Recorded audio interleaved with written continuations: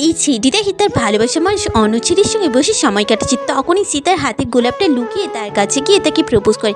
মেয়েটি বলে, তুমি কি আর আমাকে কিছু বলবে? ছেলেটি বলে, না কিছুই না। পরের দিনই তারা দেখা করার প্ল্যান করে। ছেলেটি বলে, কী রে তোর বয়ফ্রেন্ড? মেয়েটি বলে, তার ওর সঙ্গে শুধু সময় কাটাচ্ছে আর কিছু না। পরের দিন ছেলেটি পার্কে দেখা করতে এসে দেখে মেয়েটির বন্ধু আগে থেকে চলে এসেছে। এটা দেখে সে তাকে বলে, তুমি প্লিজ ওর সঙ্গে আর মেশো না, আমার ভালো লাগে না। ছেলেটি বলে, ও আমার ফ্রেন্ড, ওর সঙ্গে আমি মিশবো থাকবো কী করবো তোকে বলতে হবে?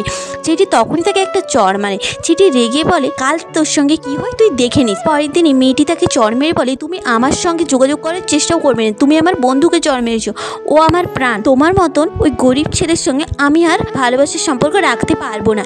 পরে এসে সেখান থেকে চলে যায়। পরের দিন মেয়েটির বন্ধু তাকে বলে, ওর সঙ্গে তোর ব্রেকআপ হয়ে গেছে, ভালো হয়েছে, আসলে আমি তোকে অনেকটা লাইক করি। মেয়েটি রাজি হয়ে যায় তার ভালোবাসার প্রপোজালে। ছেলেটি তাদের এই অবস্থায় দেখে সে আবারও ঘুরে ছেলেটিকে চড় মারে। তখনই মেয়েটি একটি চড় মেরে বলে, তুমি আমার বয়ফ্রেন্ডকে মারার চেষ্টাও করবে না কখনো, আর তোমার মতন ভিখারির সঙ্গে আমি তো থাকতেও পারতাম না। বলেই সেখান থেকে তারা চলে যায়। পরের দিন ছেলেটি মেয়েটিকে একটি বাইকে বসিয়ে ছবি তুলতে থাকে। তখনই সেখানে সেই ছেলেটি আবার স্মার্ট ড্রেসে এসে দাঁড়িয়ে পড়ে। মেয়েটি বলে, কী রে স্মার্ট সেজে এসেছিস, কিন্তু তুই যে ভিখারির মতনই থেকে যাবি। বলেই তারা বাইকটাই চেপে যেতে যাবে। তখনই ছেলেটি বলে, এইটা আমার বাইক, এখান থেকে নাম। বলেই সে সেখান থেকে চলে যায়।